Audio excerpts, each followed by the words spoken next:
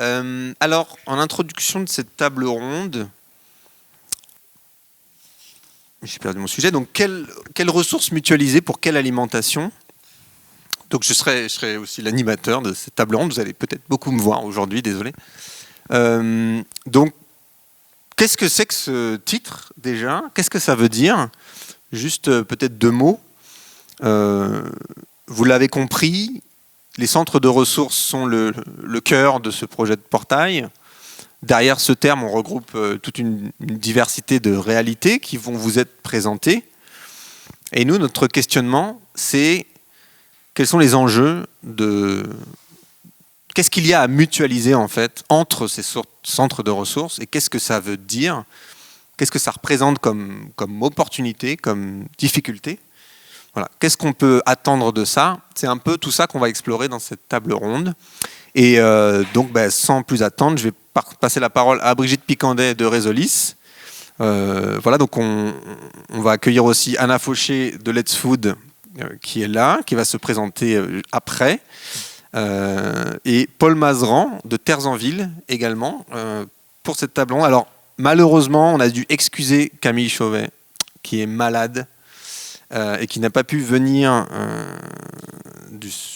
qui n'a pas pu se déplacer, faire le déplacement. Donc elle est là avec nous, mais elle ne pourra pas témoigner. Ça donnera plus de place en fait aux présentations des autres. Donc Brigitte, est-ce que tu peux nous présenter un peu Résolis et l'observatoire de Résolis qui a été intégré dans le portail? Et donc j'ai cette charge aujourd'hui de vous présenter en quelques mots Résolis et surtout la base de données sociale qu'est l'observatoire Résolis. Alors tout commence il y a une douzaine d'années par un constat qui a été fait par Philippe Kurilski, que vous voyez ici.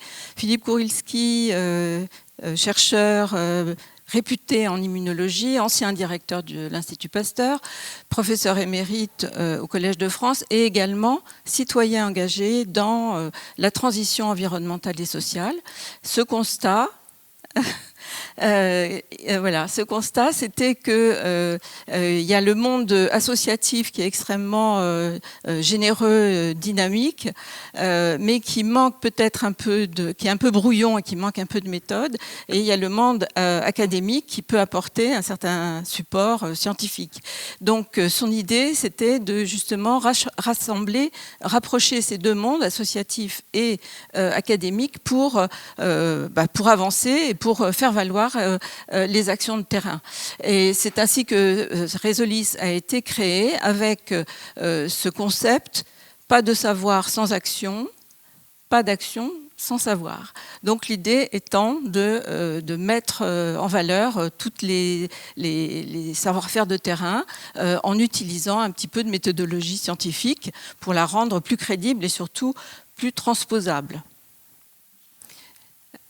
Donc ici vous avez, on a tout de suite les termes qui qualifient Résolis: repérer, capitaliser, valoriser les savoir-faire de terrain. C'est la première page du site de Résolis. Donc voilà, les choses sont dites. Et puis bon, on va next. On se qualifie un peu pompeusement de laboratoire d'innovation sociale, mais bon, voilà, on l'assume.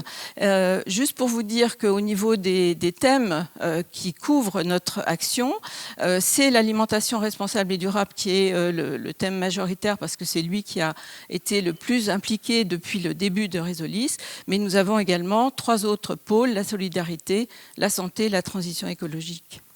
Next. Donc comment on agit? On agit en partant du terrain, en partant des acteurs locaux, en faisant participer le monde académique, de façon à observer avec méthode les initiatives locales qui peuvent être détectées. On les recueille, on analyse et on partage. De façon à assurer une certaine qualité des informations recueillies. Donc, on a une grille d'entretien extrêmement précise et un comité de lecture qui donc agit pour compléter, valider et caractériser les informations recueillies de façon à ce que quand elles passent en mise en ligne, elles soient jugée correcte et au niveau scientifique acceptable. Voilà. Donc ici, vous avez... J'arrive pas à lire, mais bon, vous allez le lire vous-même.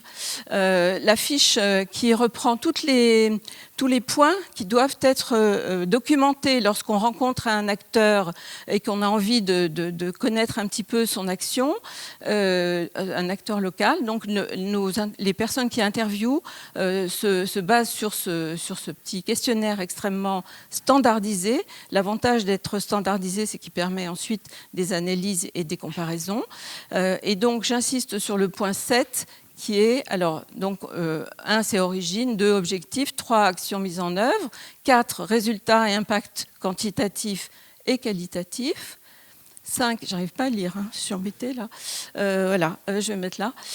L'originalité, donc point important, c'est l'originalité, puisque l'intérêt de notre action, c'est de mettre en avant les actions de terrain qui peuvent être ensuite inspirantes. Les partenariats, bien sûr, et le point 7 important qui est pour nous essentiel puisque ça fait la spécificité de Résolis, c'est de discuter avec l'acteur local, le porteur de projet, de son retour d'expérience, des difficultés qu'il a pu rencontrer pour mener cette action et donc les moyens, les solutions qu'il a pu trouver.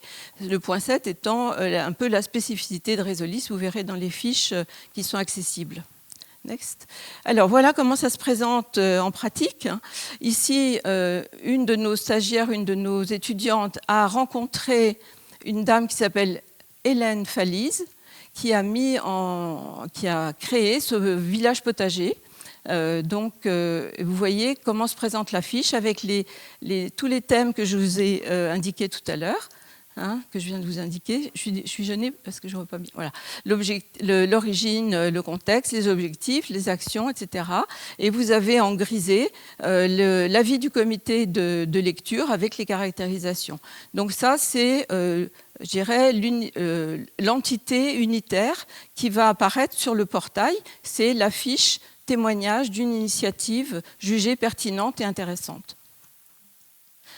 Lorsque nous avons un certain nombre de fiches qui concernent un domaine spécifique, Résolis rédige des catalogues, des numéros spéciaux dans lesquels sont rassemblés un certain nombre de fiches et avec des éditoriales d'experts. Et là, je mets l'accent sur celui-là que j'ai ici, qui s'appelle « La transition agricole en alimentation ». La transition agricole et alimentaire en France. Voilà. Donc c'est le numéro 22 qui a été édité en 2019 et qui comportait à cette époque 350 initiatives autour de l'alimentation durable.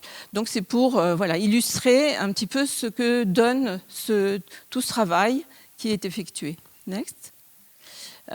Si on va sur le site, donc on voit les 4 domaines dont je vous ai parlé, l'alimentation responsable et durable étant celle qui a le plus de fiches, puisqu'on est à 1200, je crois que c'est indiqué quelque part, non pas ici, on est à plus de 1200 fiches autour du pôle alimentation responsable et durable, qui ont été découpées en 13 thématiques qui sont indiquées. Et si on regarde sur agriculture urbaine, par exemple, on va retrouver la fiche du potager qui a été montré tout à l'heure. Voilà. Donc ça, c'est un exemple concret. Est-ce que j'ai encore un peu de temps ? Ça va.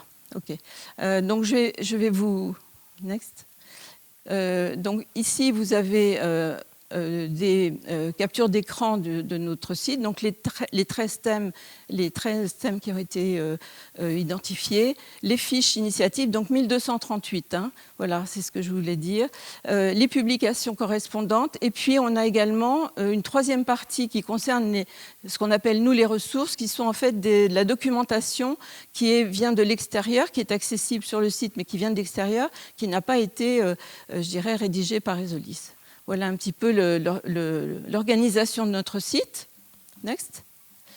Alors, je ne peux pas m'empêcher de parler des parcs, puisque les parcs naturels font partie de nos partenaires privilégiés. L'alliance entre les parcs naturels, la Fédération des parcs naturels et Résolis a été mise en place lors d'un appel à projet qui a été mené il y a 5 ans.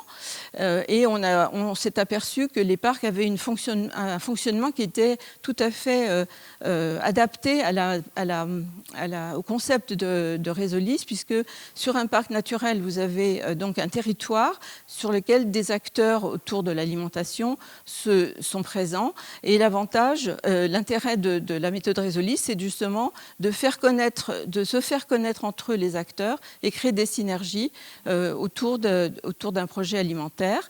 Et donc voilà un petit peu ce qui est fait par les parcs. Il y a eu un projet avec 45 parcs qui ont participé et qui donc nous ont alimenté de façon importante en fiches initiatives dans l'observatoire. Donc, pour vous montrer à quel point donc on est très proche, en fait, la méthode Résolis, c'est on la préconise. En fait, elle est appliquée strictement par les parcs qui reprennent notre méthode, utilisent exactement les mêmes fiches et donc collaborent avec des étudiants comme nous, mènent des entretiens et aboutissent à des fiches avec des caractérisations. Voilà. Donc c'est vraiment, je dirais, l'exemple type de la façon dont on fonctionne, c'est-à-dire dans le cadre de l'approche cartographique. Maintenant, on va passer. Donc là, c'était juste pour montrer à quel point toutes les modalités de la méthode est reprise par les parcs. Donc là, c'était juste un exemple, mais on va passer. Donc on recueille les données, etc. Voilà, tout ce qui est. Et donc, je remercie les parcs pour leur forte contribution dans l'enrichissement de notre base de données. Et le deuxième exemple que je voulais vous présenter aujourd'hui, donc c'est un exemple plus thématique, qui est le partenariat qui a eu lieu il y a pas très longtemps avec la Fédération nationale des coopératives d'utilisation de matériel agricole, FNCUMA, qui donc a fonctionné de la même façon en reprenant les acteurs locaux intéressés par alors c'est le projet PATAT pour ceux qui connaissent, PAT, atelier de transformation. Voilà, ce sont on a regroupé un certain nombre d'acteurs. Alors il y avait les lycées agricoles qui faisaient des ateliers de transformation, les légumeries, des abattoirs, et donc le process Résolis a été mis en place avec interview des acteurs, recueil d'informations, validation des informations et établissement de fiches, et tout ça est apparu sur notre site il y a quelques mois. Pour vous montrer un exemple où là aussi il y a eu une très belle coopération avec cette démarche. Eh bien, lorsque on a un certain nombre de fiches, comme je vous disais, un certain nombre de fiches sur un même thème, on fait un catalogue qui permet d'avoir une vision plus focalisée sur un thème donné. Donc voilà les exemples. Et je vais terminer pour laisser la parole aux autres participants. Donc, juste pour donner un petit aperçu de ce qu'est Résolis, l'équipe Résolis, on a des stagiaires, certains sont présents ici, on a des étudiants qui viennent avec nous, on a un comité d'administration qui donc est surtout constitué de personnes du monde académique, et on a un bureau avec donc les personnes qui sont indiquées ici. Michel Brugière va nous rejoindre tout à l'heure. Philippe Perrin est là. Philippe Kourilski n'est pas là, mais vous le connaissez. Et Marie-Hélène de Cesse n'est pas là non plus parce qu'elle est occupée sur un autre projet. Et donc, je suis le représentant en tant que secrétaire général de cette association. Inutile de vous dire que, compte tenu de la richesse de cette base de données, on est partie prenante intégrale et volontaire pour travailler avec le portail. Voilà, merci.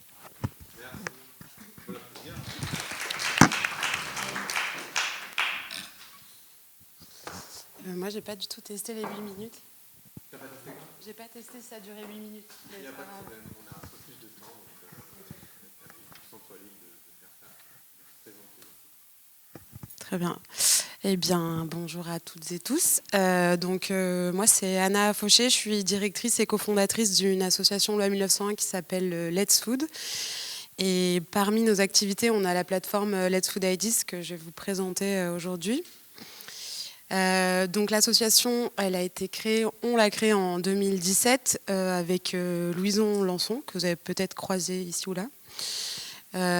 Et on est 3, ce qui est important quand même pour la suite et pour nos possibilités d'implication. On en parlera peut-être tout à l'heure sur les ressources.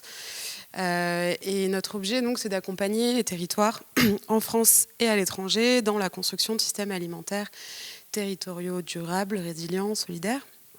Et on s'appuie beaucoup sur la coopération territoriale et l'échange de pratiques, donc à la fois à l'échelle locale, nationale, internationale. On a 3 axes d'intervention, donc l'accompagnement de collectivités via les projets alimentaires territoriaux qu'on accompagne en France, quelques-uns. Et on fait aussi de l'accompagnement de territoires à l'étranger, donc là plutôt via les Nations Unies ou autres acteurs, ministères des Affaires étrangères, sur de l'accompagnement de collectivités dans de la coopération internationale sur des politiques alimentaires territoriales. On a ce partage d'initiatives. Oui, tu peux switcher.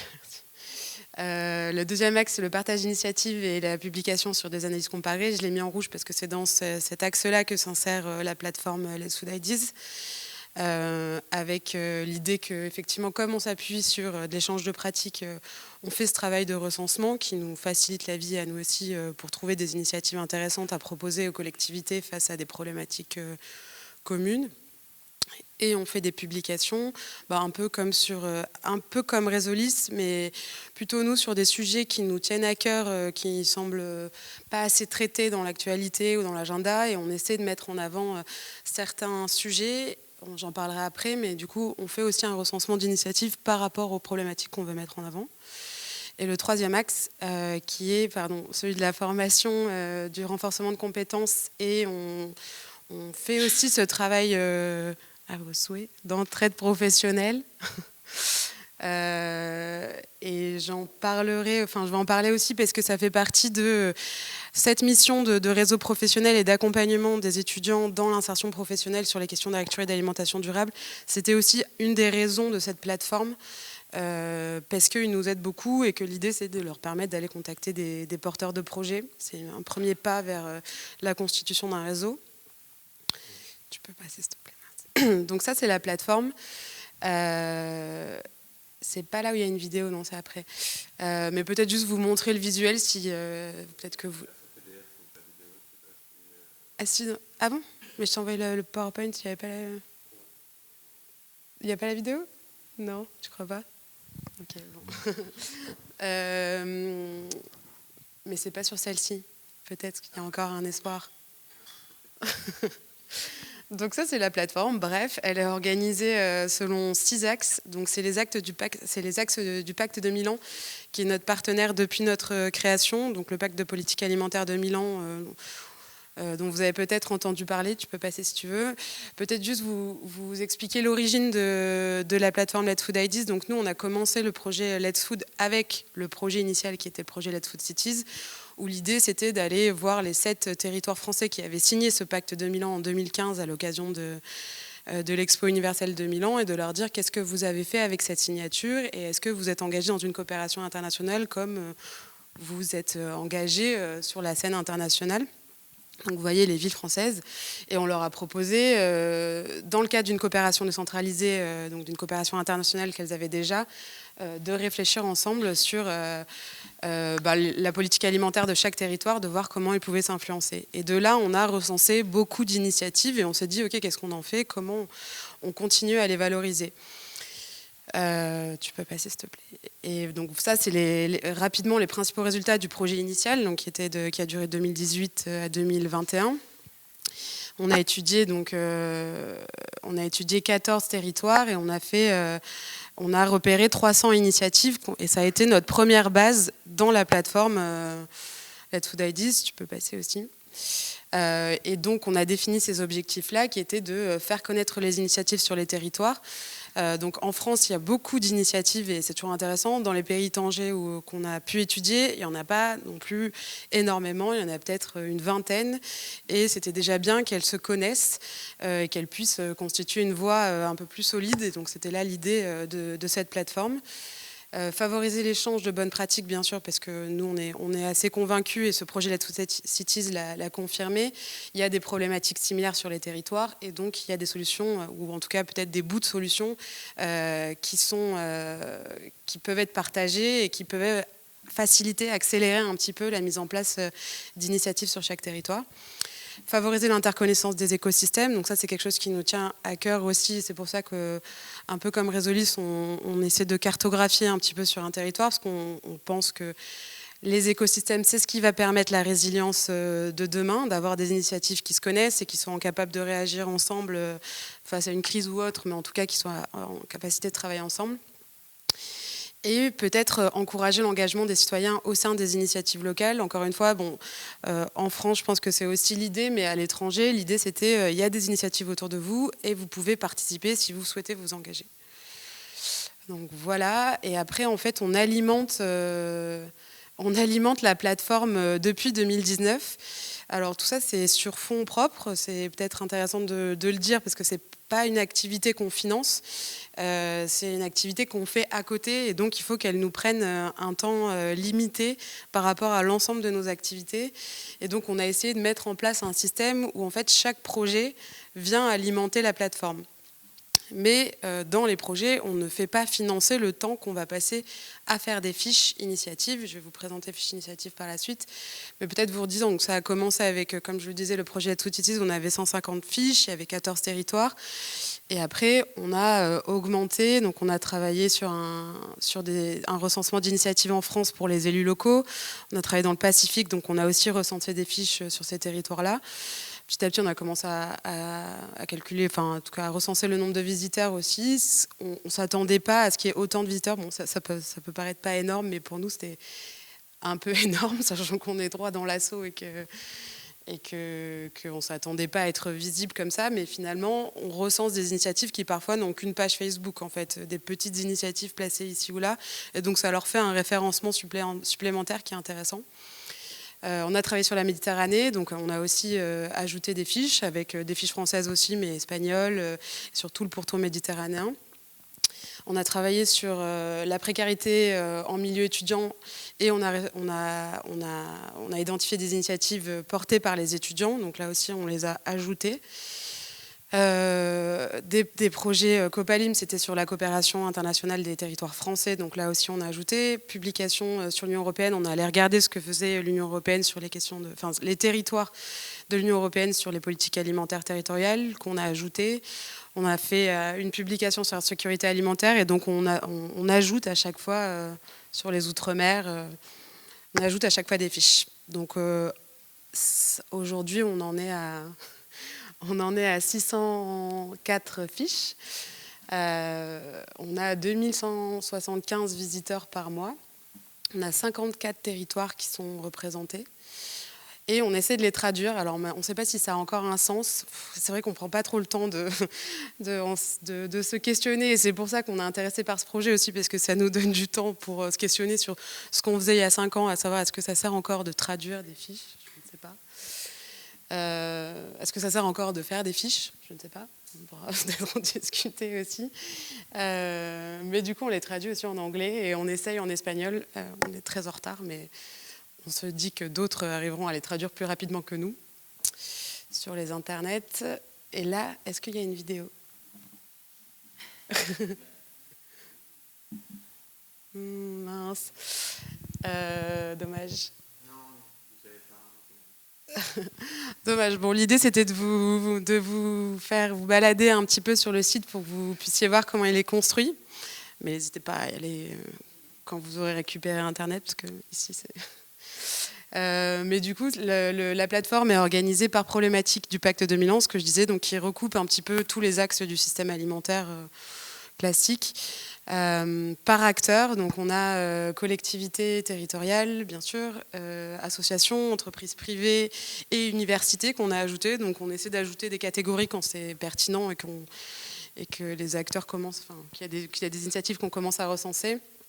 Et par territoire, vous pouvez faire, c'est un moteur de recherche assez classique. En termes de contenu, on a voilà. des initiatives qui sont sur ces 6 axes. Qui sont surtout ces acteurs, oui, non, mais j'ai pas grand-chose à dire. En fait, on ne sait pas d'équilibrer ou quoi que ce soit. En fait, les initiatives arrivent et ça crée ce camembert. Donc 42% associatifs, bien sûr. Les collectivités, on a quand même pas mal mis parce que c'est des territoires qu'on accompagne aussi. Donc on essaie de valoriser tout ce qui est PAT et autres. Voilà. Entreprises, on trouvait ça intéressant aussi parce qu'il y a plein d'initiatives portées par des entreprises on a du mal à échanger avec les entreprises, bien sûr, mais pourtant, il y en a qui font des choses intéressantes, et donc l'idée, c'était de diffuser. Et par territoire, bien sûr, on est majoritairement en France. Ça compte aussi tous les Outre-mer et les PTOM, mais il y a des initiatives d'un peu partout. C'est intéressant de voir que, voilà, il se passe des trucs partout. C'est surtout en français, que vous dire. Là aussi, il y avait une vidéo, mais donc elle n'y sera pas. C'est dommage, parce qu'il y avait le contenu de l'affiche que j'étais censée décrire. Donc l'idée c'était de vous faire cliquer sur une fiche et dedans, si je me rappelle bien, il y a le contexte, les objectifs, les moyens. Bon, ça ressemble un peu aux fiches. C'est pas grave. C'est pas grave, Damien. Donc les objectifs, les moyens, pardon, avec l'idée de donner le plus d'informations possible qu'on peut récolter sur comment l'initiative a été mise en place, quels ont été les financements nécessaires ou autres pour que quiconque y aille et s'inspire de cette initiative puisse se dire ok, bon, bah, c'est à peu près ça dont j'ai besoin, ou en tout cas dans ce contexte-là, c'est de ça. Et on a aussi une petite section, le petit plus, pour faire sortir aussi l'originalité de l'initiative. Et c'est ensuite cartographié, vous avez tous les acteurs, et donc vous pouvez retrouver en dézoomant toutes les initiatives sur chaque territoire. Vas-y, continue. Ouais. Donc ces fiches, elles sont rédigées principalement par des bénévoles, parce qu'on travaille avec beaucoup de bénévoles depuis 2017. Les bénévoles, c'est des gens qui nous contactent chaque semaine et ou des étudiants. Donc on intervient auprès des universités depuis 2017 pour parler alimentation durable dans des disciplines qui seront amenées à faire de l'ingénierie ou de l'animation territoriale, donc sciences politiques, géographie, urbanisme. Il faut que je me dépêche. Ouais. C'est presque fini. Ça aurait été plus vite avec la vidéo. Non,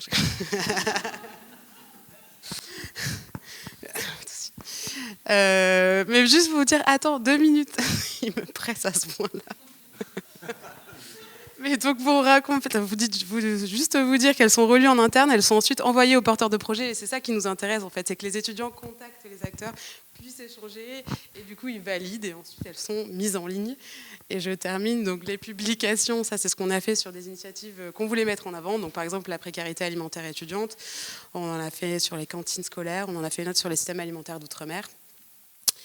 Et parfois, voilà, on valorise via les réseaux sociaux, les publications, l'accompagnement de territoire quand on ressort des initiatives, des webinaires parfois, et le réseau d'entraide professionnelle où ça permet aussi de dire aux étudiants qui cherchent des emplois à stage ou autres, ou jeunes professionnels, bah, regardez sur un territoire toutes les initiatives qu'il y a, et si on peut, on vous met en contact. Donc ça fait partie aussi d'un outil qu'on essaie d'utiliser pour l'insertion professionnelle, sans prétention, vraiment.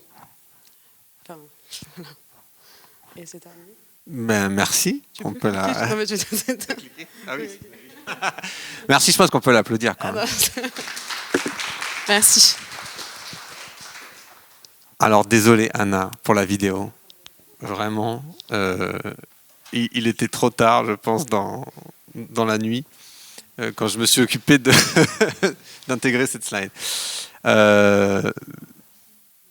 Paul Mazeran de Terzanville, la parole est à toi. Alors, déjà pour me présenter, je suis Paul Mazeran, responsable animation de réseau à Terzanville.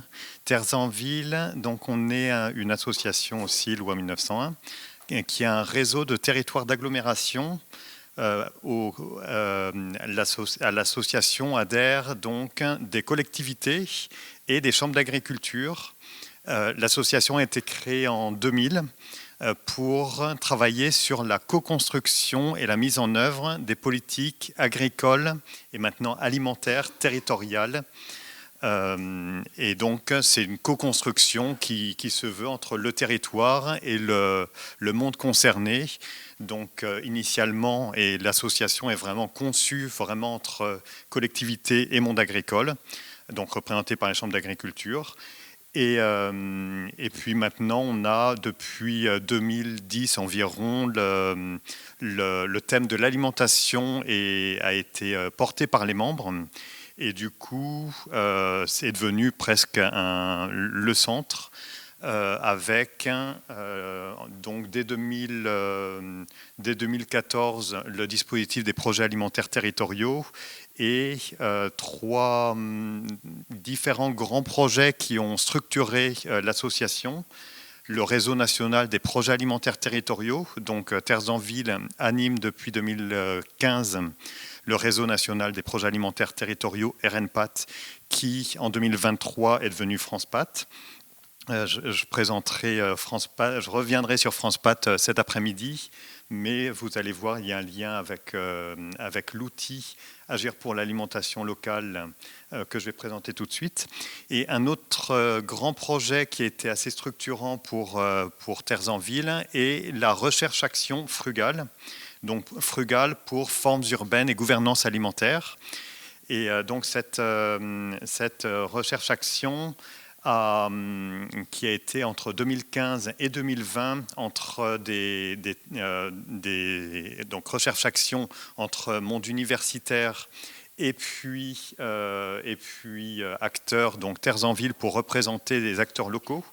Donc sur 2, je dirais, grandes régions, Auvergne-Rhône-Alpes et Grand Ouest. Et surtout en Grand Ouest,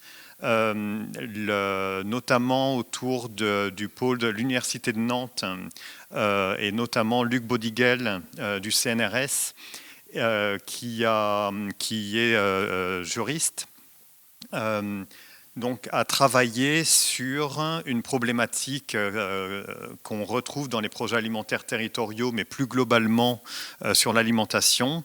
Il n'y a pas de compétences alimentaires. Donc comment faire pour border juridiquement les collectivités qui veulent agir sur l'alimentation sans avoir justement de cadre juridique qui leur permettent de le faire.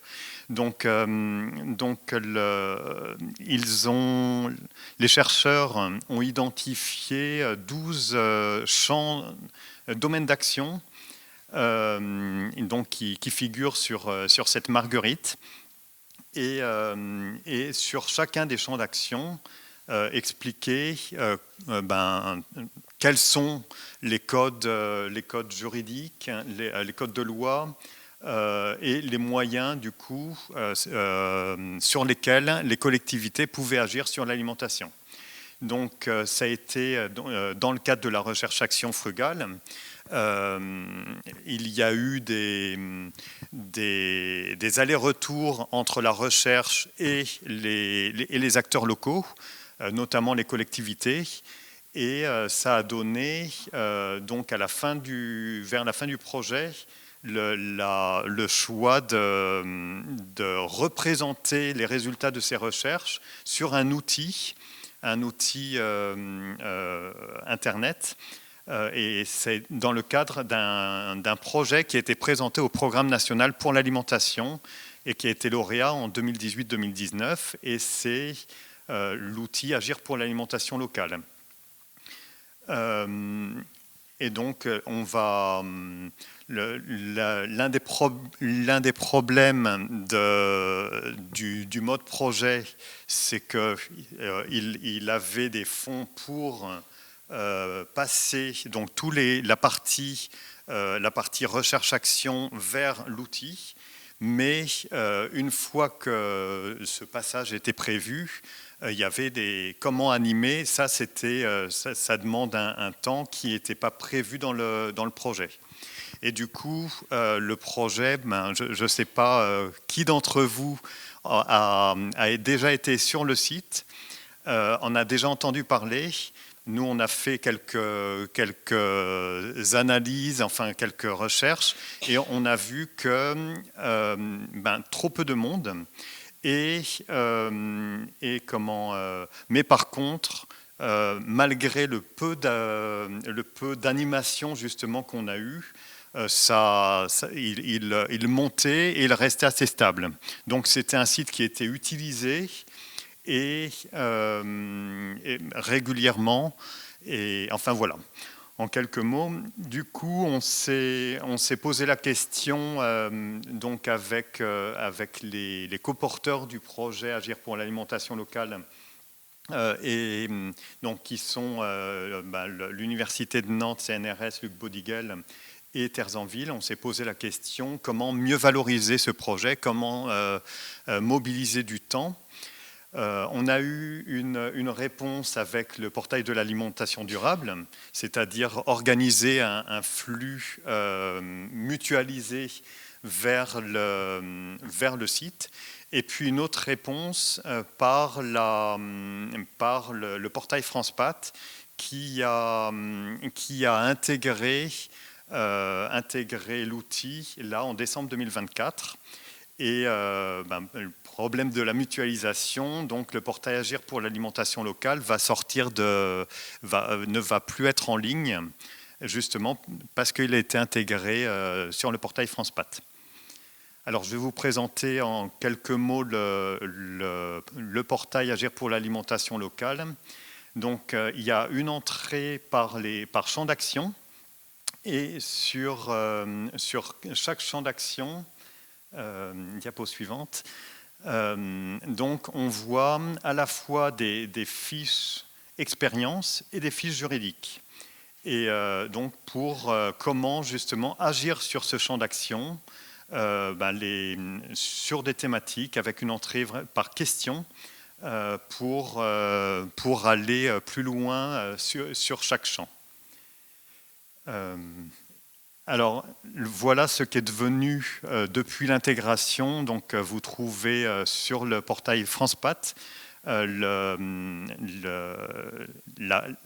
entrée aussi par fiche. On a maintenu sur le portail principalement les fiches juridiques, les fiches expérience qu'il fallait mettre à jour, et on a choisi de ne pas les maintenir, et justement de solliciter des contributions, des retours d'expérience plus ciblés, parce que les fiches expérience étaient très larges et pas suffisamment illustratives de chaque dispositif et de comment surtout la compétence était utilisée. Et du coup, c'est pour ça qu'on a choisi de maintenir les fiches juridiques et surtout de les mettre à jour, puisque le portail Agir pour l'alimentation locale a été créé par le projet 2018-2019 lauréat, et surtout la recherche action frugale qui crée vraiment la base juridique qui était 2015-2020. Et donc il y a eu depuis les différentes lois EGalim, la loi résilience changement climatique, enfin voilà, un certain nombre le cadre juridique a évolué, et comme ça, il vient d'être mis à jour. Ça a été l'un des gros travaux d'intégration de la boîte juridique, avec comme évolution une entrée par filtre. Des filtres, justement, un premier filtre sur les champs d'action, un deuxième filtre sur les codes concernés, et puis un troisième filtre sur les niveaux, les types de collectivités concernées. Voilà en quelques mots pour ce portail Agir pour l'alimentation locale, qui est maintenant la boîte juridique de FrancePat. Merci beaucoup, Paul. Je pense qu'on peut l'applaudir. Alors, vous avez vu, c'est assez riche, hein. Tout de suite, il y a beaucoup de choses. Avant de passer peut-être à la suite, on peut peut-être prendre une ou deux questions, si vous en avez. Peut-être que quelqu'un de l'organisation, Maud ou Lunis, vous pouvez m'aider à faire circuler un micro. Ou Lunis n'est pas là, mais Maud, merci. À ceux qui le souhaiteront. Et nous accueillons Michel Brugère. Enchanté. Merci. Je vous en prie. Alors, est-ce que vous avez des questions à nos 3 intervenants par rapport à ce qu'ils ont montré ou par rapport à ce que ça vous évoque? On peut en prendre, je pense, une ou deux. Oui, allez-y.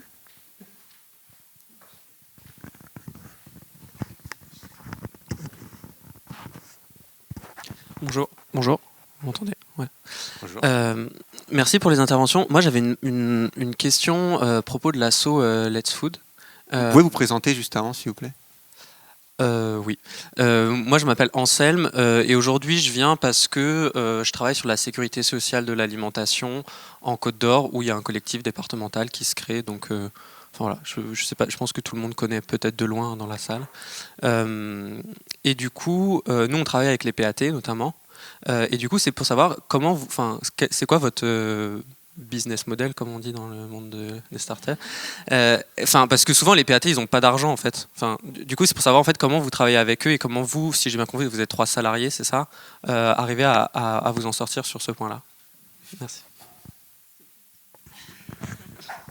Alors, parce que j'ai dit que la plateforme Let's Food Ideas, en tout cas, elle n'est pas financée. Du coup, c'est pas sur ça qu'on se finance. Par où commencer? On se finance avec différentes sources de financement. Surtout qu'en plus, j'ai l'impression de tout de dévoiler. Enfin, on est passé. En plus, on accompagne des PAT parfois, donc on répond à des marchés publics. Parfois, on fait de la coopération internationale, donc on travaille pour la FAO notamment sur des missions de coopération internationale.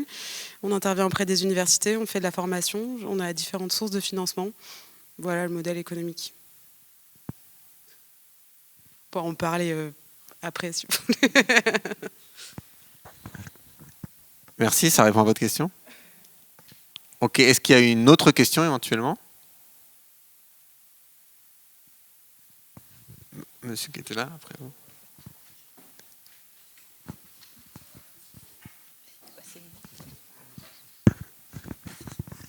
Bonjour. Jules Colombo de Max Havelaar France, l'ONG qui travaille sur le commerce équitable dans le monde, mais depuis peu en France aussi. J'ai l'impression qu'il y a dans vos 3 initiatives une vraie envie de rendre plus visible ce que vous faites et c'est tout l'objet du portail de le faire. Et du coup, ma question, elle va peut-être plus à Damien.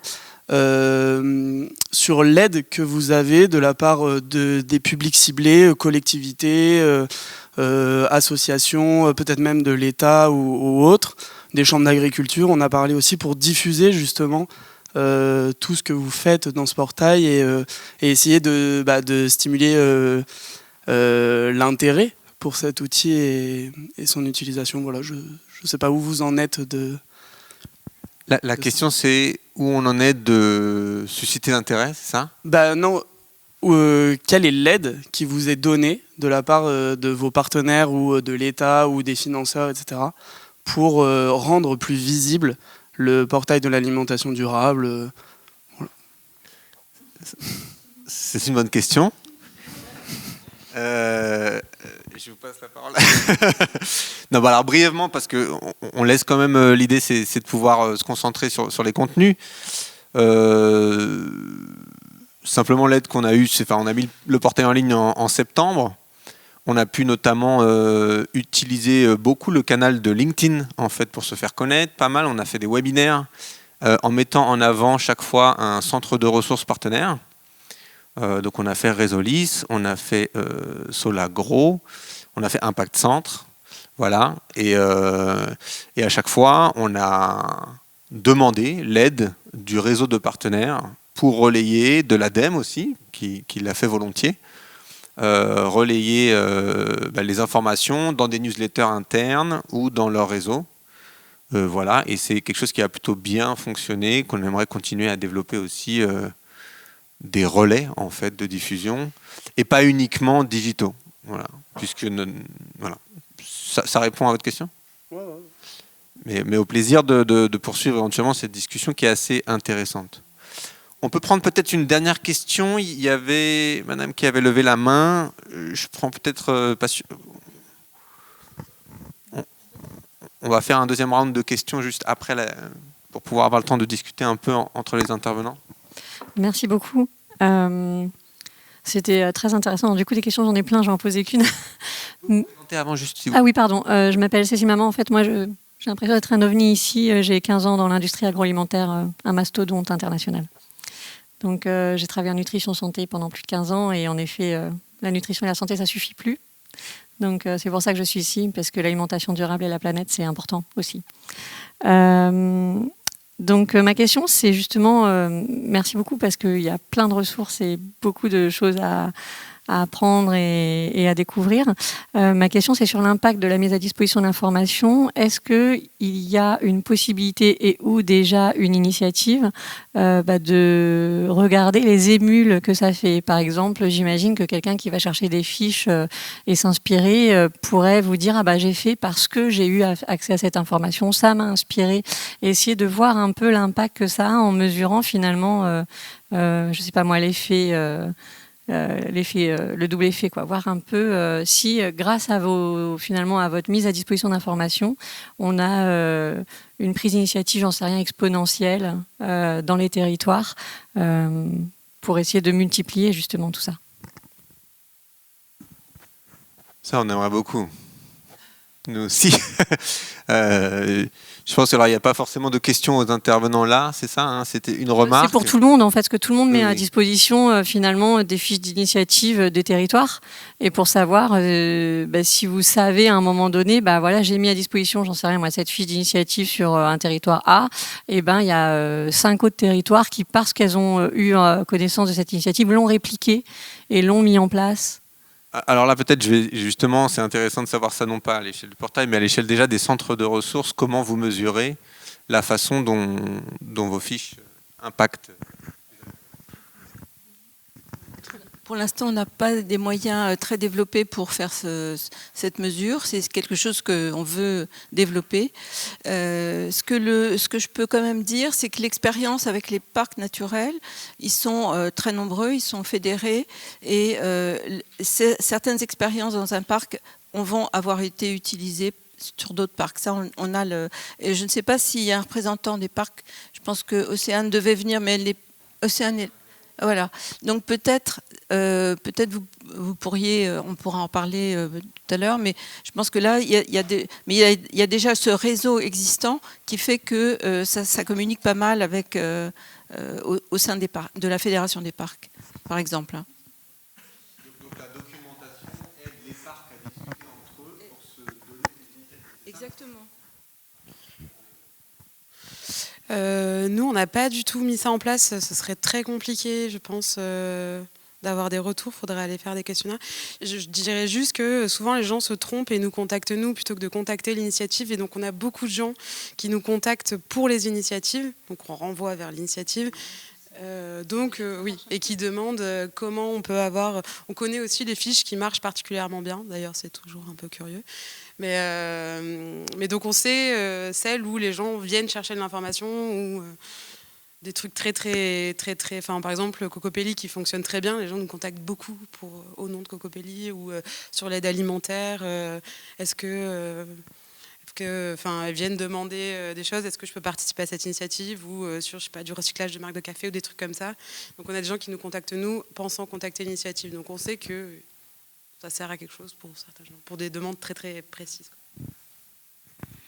Alors, je vais pas répondre par rapport à Agir pour l'alimentation locale, mais plus globalement par rapport à c'est les fiches expérience. L'objectif, c'est un outil d'animation de réseau. Et on vient la plupart du temps, c'est aussi le travail, je dirais, humain de... on nous pose des questions, comment je souhaite faire ça, quels autres territoires l'ont déjà fait, on n'a pas envie de tout recommencer. Et du coup, c'est tellement utile de pouvoir orienter vers une fiche parce que les choses ont déjà été capitalisées, il y a déjà des éléments.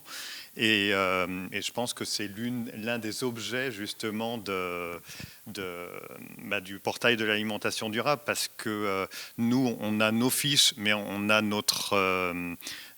nos moyens de capitalisation qui sont limités parce que on est un réseau avec, j'ai pas présenté plus Terres en Ville, mais on est 4 équivalents temps plein à Terres en Ville. Et pour étudier toutes les initiatives qu'il y a au sein du réseau, ça demanderait un temps, surtout elles se sont multipliées. Avant, il y avait un portail exhaustif de toutes les initiatives des agglomérations Terres en Ville, mais c'était dans les années 2010 où sur l'agriculture, il y avait encore, c'était encore émergent. Et du coup, maintenant, ça a tellement explosé qu'on est incapable d'être exhaustif et de dire, il y a tout ça. Et du coup, de pouvoir aussi orienter vers Résolis, s'orienter vers Let's Food Ideas et tous les autres sites, on a besoin d'un site vitrine, justement, qui nous permette justement ça. Mais donc l'impact d'un site, d'une initiative, on ne peut pas le dire parce que c'est toujours une somme vraiment d'éléments et on a des questions qui vont, exemple, j'ai un élu qui est intéressé par la sécurité sociale de l'alimentation. Comment monter une initiative? Est-ce que vous avez des recommandations? Donc, l'une des plus avancées, c'est celle de Montpellier. Quelles sont les capitalisations qui ont sur la caisse commune? Enfin voilà, donc on oriente et puis donc c'est vraiment très ponctuel, mais ça part vraiment dans tous les sens. Et bien sûr, il y a des sujets à la mode qui vont à certains moments attirer un peu plus que d'autres, mais on en a aussi qui remontent justement parce qu'ils sont peu à la mode. On a toujours le foncier, les questions sur le foncier, on souhaite... je ne vais pas mentionner tous les exemples qui viennent régulièrement, mais... voilà. Merci. Merci d'avoir souligné ça aussi, ce rôle d'orientateur. Je pense que c'est assez important, notamment c'est aussi notre thème de l'après-midi, de savoir qu'il ne suffit pas d'avoir une information disponible pour y accéder, ni pour qu'elle soit rendue pertinente pour nous, pour notre besoin. Et je pense que le rôle d'acteur, comme vous trois en fait, est là dans les deux exemples, que ce soit votre mission ou pas, de facto, on vous consulte pour être orienté sur la bonne information. C'est-à-dire que vous donnez vous avez une valeur de tiers de confiance presque sur l'information, en étant capable, presque mieux qu'une intelligence artificielle, de dire quelle serait la bonne fiche pour vous, pour votre besoin, pour votre caractéristique. C'est assez important. Il y avait une autre question, mais je propose qu'on la garde juste pour le second tour de questions, parce que l'heure file, en fait. Et j'aimerais profiter de cette question pour aborder aussi une question qui permet aux intervenants de discuter entre eux, éventuellement. C'est cette question de la mutualisation des ressources dont il a été question. Et là, peut-être qu'on peut aborder plus concrètement aussi les enjeux de cette mutualisation à l'échelle d'une structure, des associations que vous représentez. Donc vous avez des ressources, chacun a des ressources. Mettre en commun des ressources ou mutualiser des moyens humains, techniques, etc. Qu'est-ce que concrètement ça pourrait dire ou ça pourrait représenter pour vous? Qui veut prendre la parole? Nous déjà c'est du temps de réflexion qu'on n'avait pas pris jusque-là, parce que l'asso a 7 ans et du coup le projet tourne sans qu'on ait pris le temps forcément de réfléchir sur cette plateforme. Donc c'est bien, ça nous re-questionne sur son objectif. Il y a plein de choses qu'on aurait voulu faire, c'est-à-dire notamment mutualiser avec d'autres plateformes, renvoyer depuis notre plateforme. Parce qu'il y a un moment, il y avait plein de plateformes et on s'est dit, qu'est-ce qu'on fait à faire tous des plateformes? J'arrête de prononcer ce mot. Et en fait, on s'est dit, mais on s'en fiche, on veut juste que l'information, elle soit trouvée le plus vite possible, de toutes les façons possibles, accélérer le fait qu'on trouve la bonne information. Et donc, on voulait faire des liens vers des fiches Résolis, vers d'autres fiches. On n'a jamais eu le temps de le faire, mais en tout cas, pour nous, c'est du temps de réflexion, de prise de recul, et du temps de, si on y arrive, de faire des renvois vers d'autres sites, déjà vers le portail sur notre site internet, et de réfléchir ensemble peut-être sur une évolution des contenus pour qu'ils peut-être correspondent mieux à une ressource mutualisée qui, avec une information supplémentaire peut-être, qui puisse aider à mieux référencer, à mieux géolocaliser, et qu'on puisse avoir, nous, sur l'approche territoire, une vision complète de tout ce qui se fait avec les différentes ressources des différents portails. Juste pour compléter, pour moi, donc la mutualisation, c'est partagé, mais avec un enjeu, avec un objectif commun. Et peut-être que ce que l'on recherche, du coup, c'est l'objectif commun serait un petit territoire, donc de créer un écosystème avec des initiatives issues de plusieurs plateformes, mais basées sur un territoire, parce qu'on pense que c'est l'échelon local qui permet de vraiment faire avancer les choses. J'ai déjà mentionné la problématique qu'on a eue avec Agir pour l'alimentation locale de comment valoriser, comment animer quand on n'a pas les moyens, parce que c'est un projet qui vient en plus de notre projet associatif et qui va être fort pour animer, enfin pour répondre à nos objectifs. Mais bon, ce n'était pas prévu dans notre charge de travail, et du coup, ça retombe un petit peu. On l'utilise, nous, quand on réoriente nos membres à l'oral, mais ça ne va pas sortir de notre réseau et de nos partenaires. Et ça, c'est une problématique aussi. En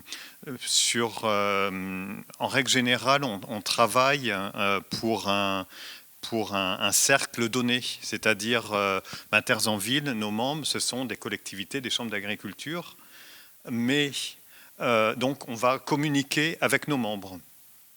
Et on va, pour pouvoir avancer dans nos objectifs, il va falloir sortir de ce cercle, mais qui dit sortir de ce cercle dit aussi aller vers des publics avec qui on est beaucoup moins en contact, et du coup avec qui on n'a pas forcément les relations directes et tout ça.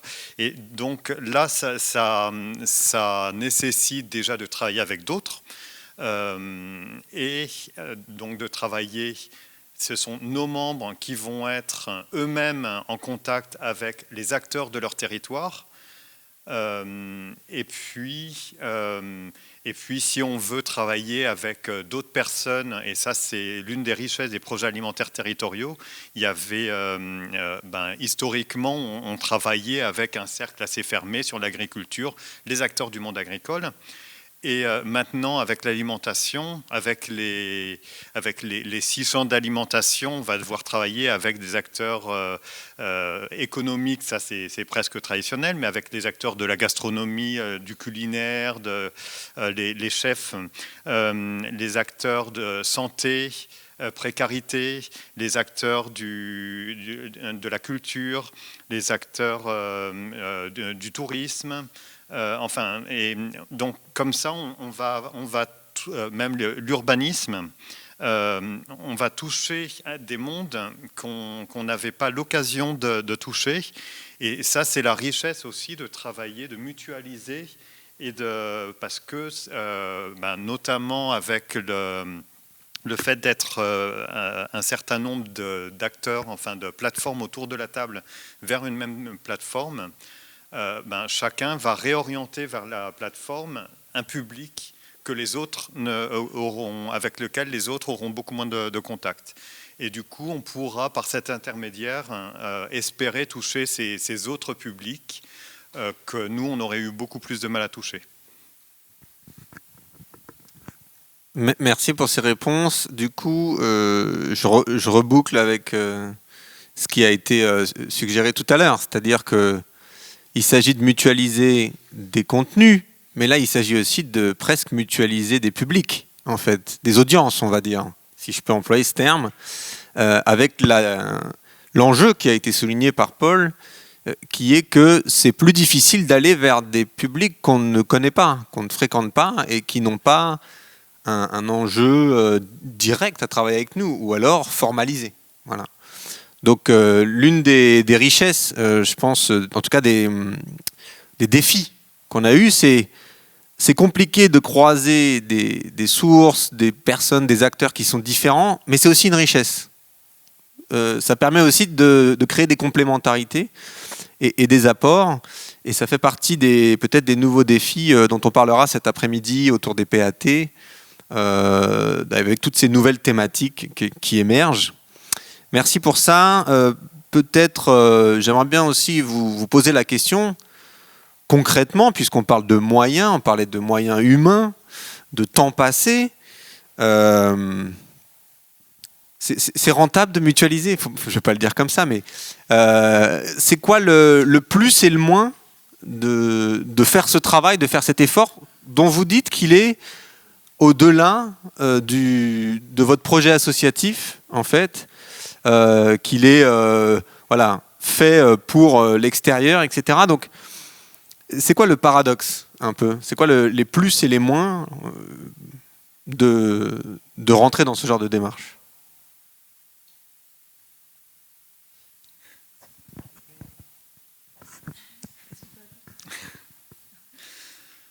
Il y a les histoires de modèles économiques, quelles sont un peu nos façons de subvenir aux besoins de nos structures. Mais il y a aussi, on travaille quand même en règle générale pour un bien commun, et c'est l'objet du portail.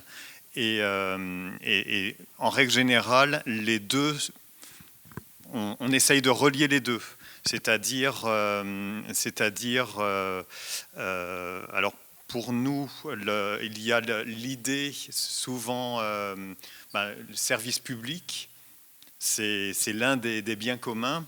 Donc les collectivités ont cette ligne de mire et vont nous demander aussi de travailler dans le cadre notamment des projets alimentaires territoriaux, de travailler pour un développement plus global. Bon, voilà un petit peu l'idée qui me vient. Tu voulais que je continue? Nous, si je commence par les moins, pour finir par les plus, c'est du temps d'échange en plus pour nous sur quelque chose qui, effectivement, comme je disais, tournait et on s'en occupait pas vraiment. Enfin, on s'en occupait bien sûr toujours, mais sans... Donc là, c'est du temps de gouvernance à réfléchir. Alors d'un côté, c'est intéressant. En plus, ça dépasse nos compétences. On sent qu'il y a un potentiel sur, encore une fois, le référencement, la facilité à trouver l'information, avoir beaucoup d'informations. Et dans un monde, effectivement, où l'information et le fait de pouvoir prendre une place parmi les acteurs qui font de l'information est important, on sent un potentiel sans toujours mettre le doigt dessus. Et ce que je dis souvent, c'est difficile parfois d'avoir des avis sans se projeter sur un potentiel de ce que pourrait être cette plateforme. Mais outre les temps de gouvernance, et qui sont intéressants, ça nous fait échanger avec des acteurs, c'est toujours bien, mais ça prend du temps aussi. Je pense que ce qui nous intéresse, c'est le potentiel et la capacité à travailler avec des acteurs techniques, notamment sur ça, sur des sujets qu'on maîtrise peu. Après, ça nous rend toujours plus pertinent pour notre accompagnement, très concrètement, de connaître mieux vos plateformes et de connaître mieux les contenus qu'il pourrait y avoir dans ce portail. Ça nous rend plus pertinent pour pouvoir réorienter vers Objectif Terre, vers d'autres plateformes sur des besoins qui sont plus spécifiques, parce qu'on n'a pas la réponse à tout quand on accompagne des territoires ou quand on accompagne des porteurs de projets au sein des territoires. Donc nous, ça nous rend toujours plus pertinent, et ça donne de la visibilité à des initiatives ultra locales dont les modèles économiques sont aussi faibles, et donc je pense à, je sais pas, à tous les acteurs des circuits courts dont les modèles sont pas toujours sont un peu fragiles. C'est autant de visibilité, on espère, de référencement sur les territoires, d'acteurs qui consomment, d'initiatives qui du coup seront un peu plus costauds, on l'espère. Et enfin, si je peux parler de l'international, parce que c'est vrai qu'on l'évoque encore trop peu, ça donne à voir ce que font les autres territoires et peut-être des velléités pour aller coopérer, se rendre compte que c'est pas parce que ça se passe au Chili ou ça se passe en Algérie que c'est moins pertinent, et qu'on a vraiment besoin d'accélérer la transition à toutes les échelles, au risque de passer à côté de ce qu'on essaie de faire. Donc là aussi, rendre visible ce qui se passe à l'étranger, et pourquoi pas se donner des idées sur ce qu'on pourrait faire ensemble. Alors la difficulté chez Résolis, c'est que, comme je vous l'ai expliqué, on est parti avec une très belle finalité, et il y avait des moyens avec un gros matelas qui avait été fourni par notre président fondateur. Et ce matelas s'est un petit peu forcément réduit. Donc on a travaillé longtemps, on a pu fonctionner un certain temps. Et là, l'objectif que l'on recherche, c'est plutôt justement de travailler davantage avec le monde académique qui a des ressources et pour lequel on peut vraiment apporter beaucoup de choses. On s'est aperçu par certains de nos membres que vraiment il y avait un besoin chez les chercheurs de fonctionner, d'avoir à disposition ce type d'information. Et donc notre action aujourd'hui, c'est plus de fonctionner en montrant l'intérêt de nos ressources pour le monde académique. Merci beaucoup pour ces réponses. Cette question pas forcément facile. Il joue le jeu, hein, franchement, à fond. Peut-être qu'on peut reprendre quelques questions, si vous en avez. Il y en avait une, je crois, en haut, mais je ne sais plus si elle est toujours d'actualité. Et puis, s'il y en avait d'autres, Maud a le micro, elle va pouvoir vous le passer. Quelqu'un a-t-il une question ?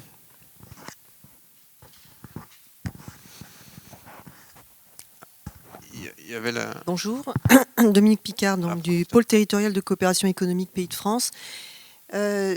Ma question, c'était justement par rapport à un outil comme ça qui est extrêmement utile, parce que quand on se lance dans des expérimentations, c'est vrai que le recours à savoir ce qui s'est passé, ça peut aider à gagner du temps, à éviter des erreurs, etc. Je me demandais si, par exemple, dans le cadre des PTCE, du réseau PTCE, ça serait important, je parle de celui-là, mais il y en a d'autres, et ça pourrait être porté par des acteurs publics comme l'ADEME, etc. C'est-à-dire comment systématiquement on fait connaître la plateforme comme étant un outil à part entière par rapport à la démarche qui est entreprise. Donc c'est l'idée, parce qu'une plateforme, si elle n'est pas consultée, si elle n'est pas connue, c'est un peu dommage, quoi, parce que c'est beaucoup de temps, c'est des moyens. Donc, c'est comment des acteurs, par exemple, qui lancent des appels à projets ou qui ont des programmes d'État ou même au niveau des régions, systématiquement font connaître cette plateforme-là aux acteurs de terrain, notamment. Je parle du côté acteur de terrain, évidemment, les collectivités aussi. Mais c'est un peu le relais, quoi. Comment assurer le relais au niveau de l'information ? Ta question, c'est comment faire en sorte qu'on passe du niveau d'information, que ça redescende dans les projets, en fait, c'est ça ? Absolument. Ouais. Alors là, c'est peut-être moi. On va prendre une autre question. Non, Non, mais elle débute tout juste. Je pense que si elle devient une plateforme de référence où chaque acteur il retrouve ses petits, où il y a d'autres acteurs. En fait, plus il y aura d'acteurs qui mettront du contenu et plus ils auront intérêt aussi à communiquer dessus. Donc je pense que c'est le début. Et puis après, je vois nous sur notre plateforme Let's Food Ideas, on trouve plein de... Ça se systématise un petit peu à chaque fois quand on nous demande ou quand on fait un accompagnement de renvoyer dessus. Donc je pense qu'à nous aussi, acteurs de l'alimentation, de prendre ce réflexe que de renvoyer vers la plateforme avec peut-être une fiche en particulier, mais qui derrière ouvrira sur l'ensemble des contenus. Donc je pense juste que ça va se faire petit à petit, il faut que tout le monde joue le jeu. Peut-être juste quand même un mot, on a parlé tout à l'heure d'orientation. Donc la question, c'est le rôle que peuvent jouer les acteurs qui aujourd'hui sont les orientateurs, entre guillemets, d'orienter peut-être vers cette plateforme, éventuellement pour désengorger aussi des demandes qui sont faites, qui sont répétées, etc. Déjà à ce niveau-là. Et ensuite, on verra tout à l'heure, notamment l'enjeu de différentes structures territoriales, comme le mouvement associatif Centre-Val de Loire, par exemple, qui jouent des rôles de faire descendre dans les échelons ça, et avec lesquels, effectivement, il faut être en relais concret, quoi. Pas sur un plan... les CRES aussi, effectivement, mais même les PTCE, en fait. Oui, c'est le rôle des différents publics, c'est-à-dire chaque réseau va orienter son propre public vers la plateforme et du coup c'est la somme des intérêts de chacun qui va porter.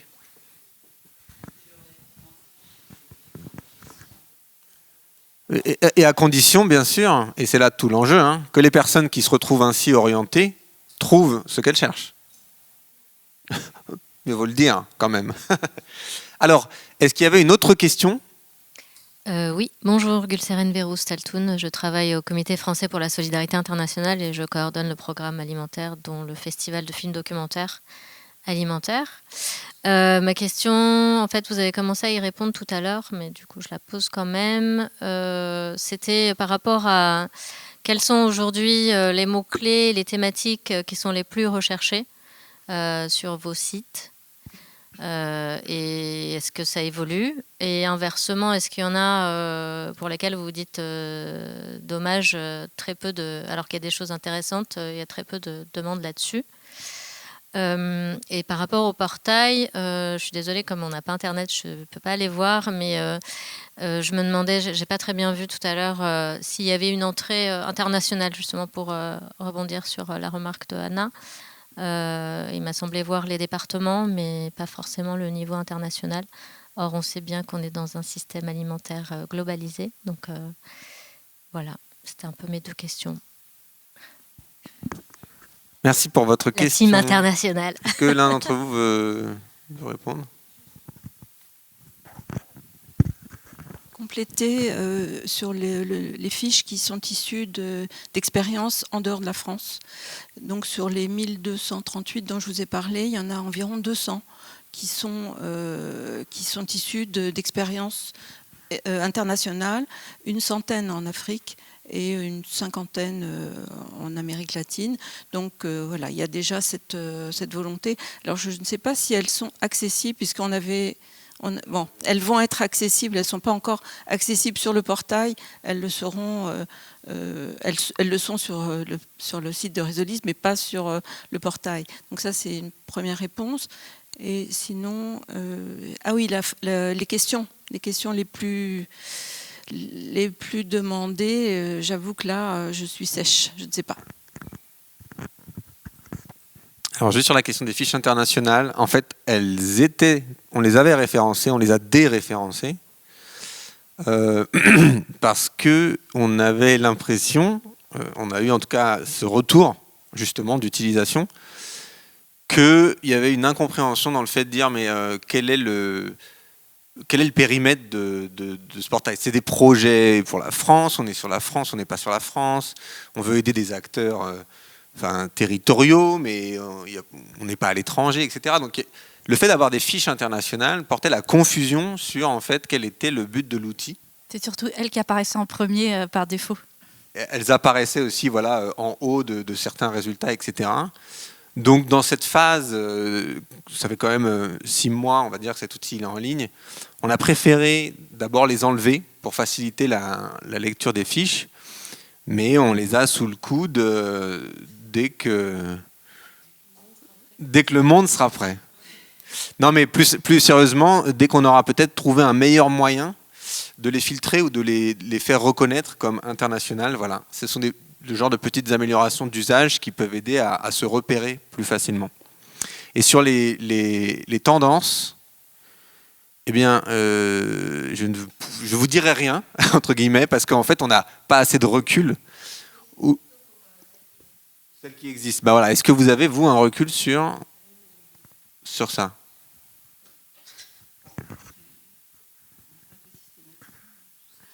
Nous, on l'a fait, mais j'ai oublié. Je les avais et on était surprises, parce que je vous ai dit tout à l'heure, mais il y a Cocopelli qui sort beaucoup. Je sais plus. Je sais pas, ouais. Je demanderai à midi, je redirai cet après-midi. J'ai pas d'informations pour vous.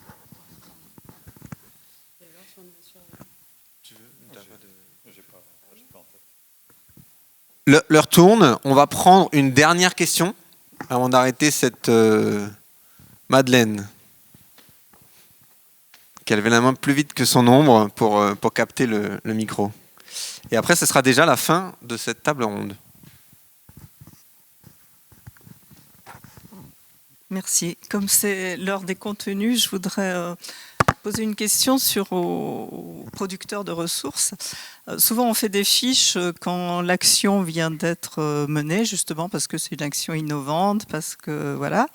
Et par exemple, Resolis, vous avez dit qu'il y avait 350 actions en 2019. La question, c'est 5 ans plus tard, est-ce qu'on a les moyens d'y revenir pour savoir ce que c'est devenu, c'est-à-dire celles qui se sont développées, qui ont essaimé, ou celles qui n'ont pas passé le cap de la première année, parce que ça, c'est intéressant comme information pour les acteurs. Et du coup, est-ce que, alors déjà dans vos propres sites, mais aussi la deuxième question, c'est est-ce que dans le cadre du portail, c'est quelque chose qui pourrait être mutualisé, mis en place, enfin comment on imagine la mise à jour, quoi. Alors, inutile de vous dire que c'est un sujet qui nous intéresse énormément, qu'on aimerait pouvoir développer.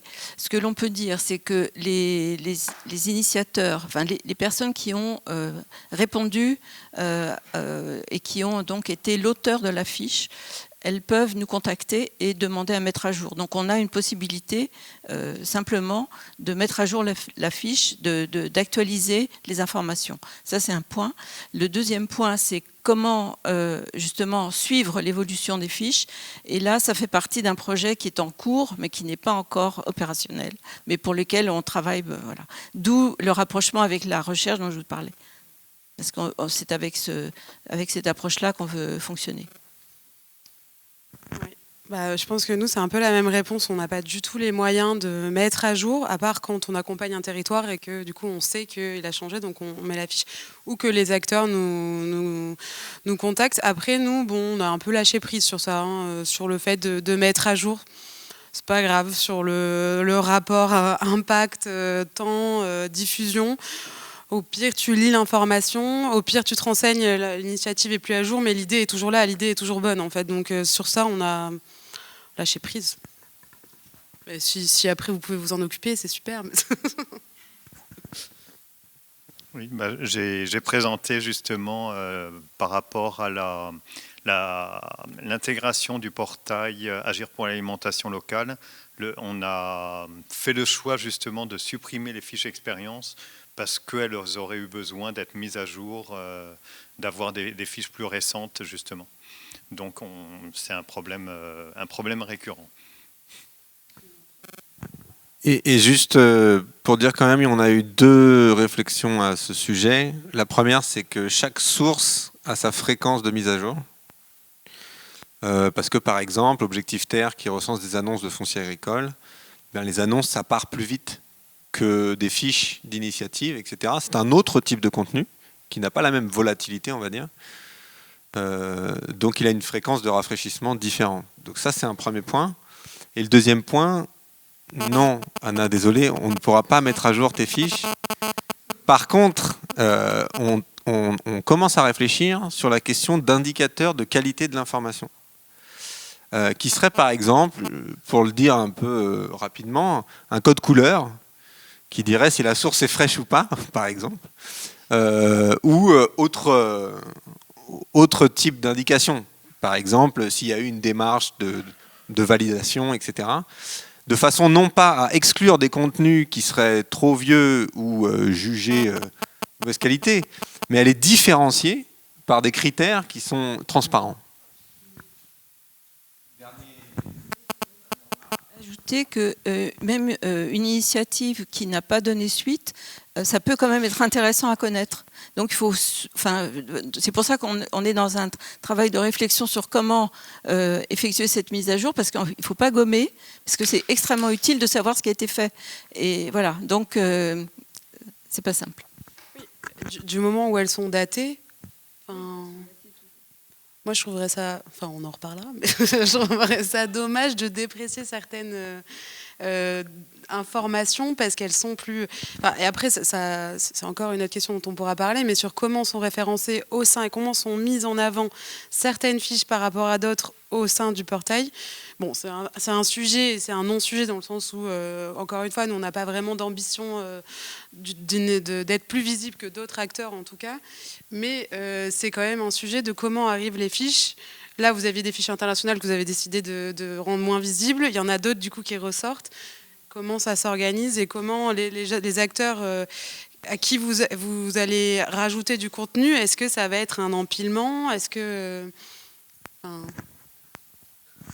Je suis obligé de répondre. Désolé déjà non, on n'a pas. Enfin, je le disais en tête d'exemple, mais on n'a pas prévu de déprécier des fiches qui sont vieilles. Quand même, je rassure.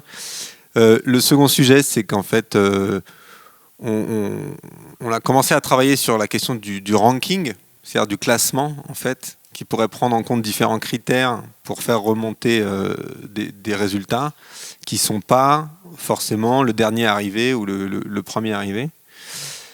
Et qui déjà aujourd'hui est constitué par le nombre d'occurrences. Si on tape un mot-clé, plus il est présent dans la fiche, plus la fiche remonte, par exemple. Et le troisième point, sur qui décide, etc., c'est justement tout l'enjeu de ce projet à but non lucratif, qui est d'avoir une gouvernance collective ouverte, où chacun, en fait, peut venir donner son avis sur la façon dont sont construits en fait les orientations, les fonctionnalités, etc. Bien que ça demande effectivement quelque part du temps. Voilà. Mais ça peut être aussi. Ça peut être aussi. On s'arrêtera là après malheureusement. Un des intérêts de cet écosystème là, de cet espace commun d'innovation, aussi de former les acteurs ressources à des questions communes de qualification de l'information, d'organisation, etc., qui peuvent être des sujets techniques sur lesquels parfois on manque de billes. En tout cas, je voulais remercier très chaleureusement nos 3 intervenants, et je pense qu'on peut les applaudir quand même. Voilà, ils se sont prêtés au jeu de cette question, de ce sujet qui est pas facile. Donc je vous remercie beaucoup. On a pris un tout petit peu de retard. Je vous donne quelques informations. Ça va être la pause café-thé juste à côté. Après, donc on va décaler de 5 minutes un peu plus. Donc ça va être 11h35. 11h30, 37, 38. On viendra ici faire un appel pour vous inviter à aller donc dans les salles d'atelier. Alors, on attendait un peu de voir en fonction du nombre de personnes, mais il y a un atelier, l'atelier 1 qui va se dérouler ici, qui sera animé par Maude, donc sur organiser les ressources disponibles, quelle thématique pour quels besoins territoriaux, qui va être le fil en fait plus concret de nos discussions. Il y aura un atelier 2 en salle 401. La salle 401 est au 4e étage. Elle est un peu planquée, donc quelqu'un va accompagner le groupe avec Simon Louvet, donc là sur comment utiliser ce portail concrètement, pour utiliser l'outil, selon son besoin. Et en fonction du nombre de personnes, on doublera peut-être l'atelier 1 Voilà, donc on va constituer les groupes. Juste là, on va vous appeler. Restez peut-être pas trop loin du café.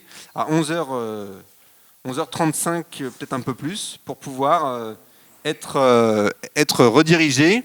Et tout au long du portail et à partir de là, normalement, on vous invitera à ne pas oublier de ne pas partir sans nous avoir donné votre avis. Donc il y a un QR code normalement qui est par là et il sera redonné. Je le laisse là en attendant l'atelier. Merci beaucoup pour votre attention et bonne pause.